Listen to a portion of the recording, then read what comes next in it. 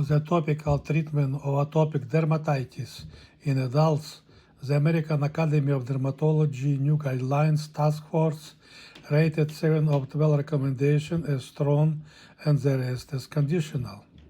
Strong recommendations include the use of moisturizing creams, tacrolimus, pimecrolimus cream in mild to moderate atopic dermatitis, topical steroids, intermittent topical medium-acting corticosteroids as maintenance therapy to reduce exacerbations and relapses, topical PDE4 inhibitor, crisaborole, topical JAK inhibitor, ruxolitinib.